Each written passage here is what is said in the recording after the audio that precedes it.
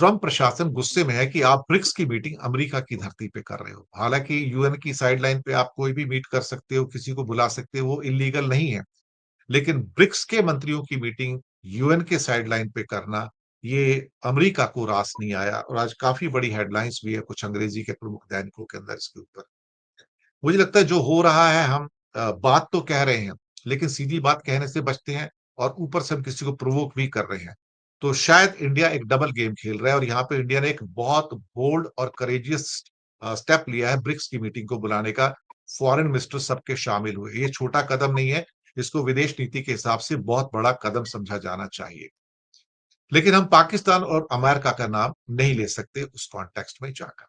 बातचीत करने के लिए हमारे साथ एक बहुत वरिष्ठ पैनल है। राकेश अचल जी, विनय ठाकुर जी, हरि देसाई जी और संजय कुमार जी, आप सबका बहुत बहुत स्वागत है। संजय, आज आप बहुत शॉर्ट एक समय के लिए आए हैं, तो मैं सबसे पहले आपको आमंत्रित करता हूं। और ये जो दो विषय में कि यूएनजीए में हमने पाकिस्तान और खासतौर से अमेरिका का नाम नहीं लिया, जबकि उनको हिट करने की कोशिश की चारों कोनों से। और फिर हमने ब्रिक्स का एक मीट बुलाया वहां पे, एफएम का। वही छोटी मीट नहीं है, ऑफिशियल्स का मीट नहीं है, फॉरेन सेक्रेटरी का मीट नहीं है, फॉरेन मिनिस्टर्स का मीट है।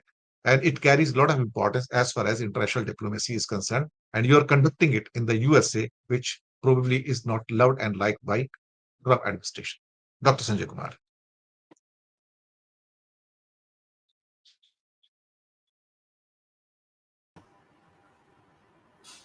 हाँ, नमस्कार आप सभी को और अपने दर्शक साथियों को। आ, देखिए, ये 80 साल हो गया।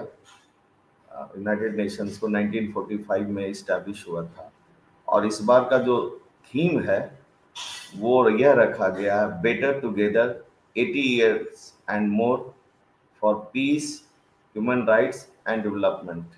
ये थीम रखा गया है।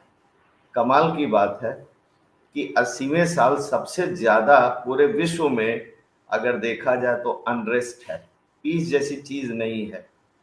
ह्यूमन राइट वायलेशन सबसे ज्यादा अगर आप देखें तो गजा में हो रहा है, अभी भी हो रहा है, इजराइल कर रहा है।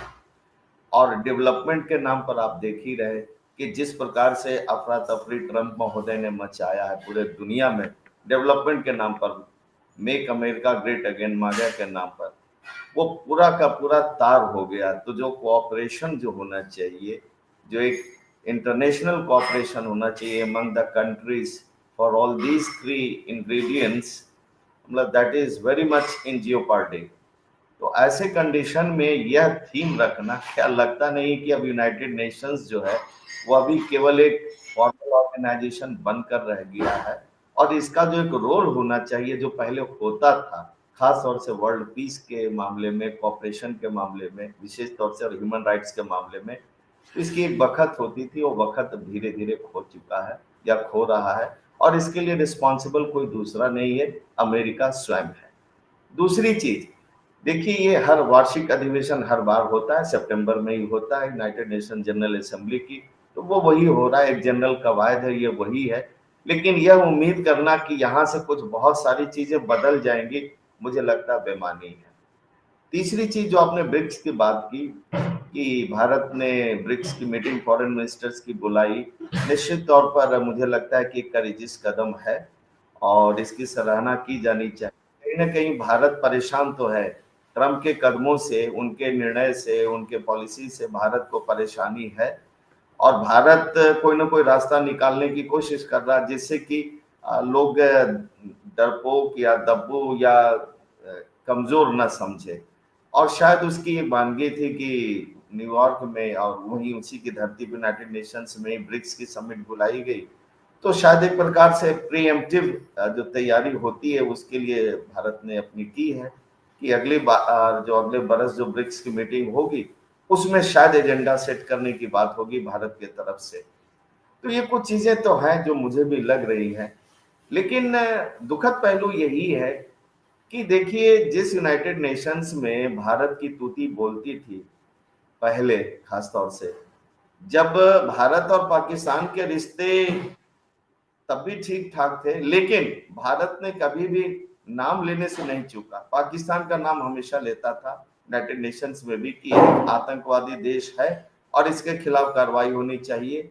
कश्मीर को लेकर भी हम लोग अक्सर पाकिस्तान का नाम लेते थे, और बावजूद रिश्ते शायद उतने बुरे नहीं थे। आज क्या है कि हम पाकिस्तान का नाम नहीं ले रहे हैं, अमेरिका का नाम नहीं ले रहे हैं, लेकिन रिश्ते हमारे बिल्कुल निचले स्तर पर जा चुके हैं। अमेरिका के साथ तो स्थिति बिल्कुल एकदम से खराब हो चुकी है लगभग। पाकिस्तान के साथ हम देश के अंदर तो एक पूरा नैरेटिव जरूर चला रहे हैं कि पाकिस्तान जो है वो हमारे देश में आतंकवाद को पोषित कर रहा है, पलवित कर रहा है, और अगर थोड़ा सा 4 घंटा पहले मौका मिल गया होता तो हाफिज मसूद अजहर भी मारा जाता, वगैरह वगैरह। ये सब नैरेटिव चलाने से क्या फायदा? अगर आप अंतर्राष्ट्रीय मंच पे आप पाकिस्तान का नाम खुलकर नहीं लेते हैं तो आपके साथ कोई नहीं खड़ा होगा। तो ये एक लीडरशिप की बात है।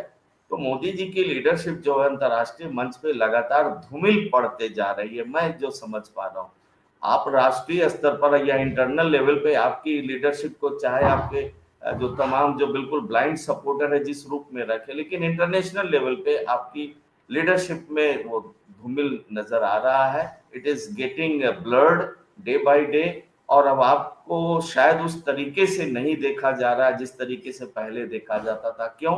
क्योंकि ट्रंप महोदय आपसे नाखुश हैं, आपसे नाराज हैं, इसलिए विश्व के अन्य बहुत सारे लीडर्स भी शायद उस तरीके से नहीं देख रहे। हालांकि रूस का एक सपोर्ट अभी आया भारत के लिए कि यूनाइटेड नेशंस के सिक्योरिटी काउंसिल में भारत को भी परमानेंट मेंबर बनाया जाना चाहिए, लेकिन ये आज की बात नहीं है। भारत लगातार डिमांड करता रहा, 1990 के दशक से करता रहा कि जो 5 ही कंट्री हैं जो सिक्योरिटी काउंसिल में, सिर्फ उनको ही मौका नहीं मिलना चाहिए। भारत की विविधता और भारत इतनी बड़ी जनसंख्या और इकोनॉमी को साइज को देखते हुए भारत को सिक्योरिटी काउंसिल का परमानेंट मेंबर होना चाहिए। इस बात को लेकर आज से नहीं पहले से बात उठ रही है। तो अब रसिया देखिए, मैं लगातार कह रहा हूँ, सबसे विश्वसनीय साथी अगर कोई है भारत का आज भी मुझे लगता है तो रूस ही है। और रूस के साथ अगर आपकी अंडरस्टैंडिंग डेवलप होती है तो एक बेहतर ट्रेजेक्टरी की तरफ आगे बढ़ते हैं इंटरनेशनल पॉलिटिक्स में। जी वोरा साहब, थैंक यू वेरी मच।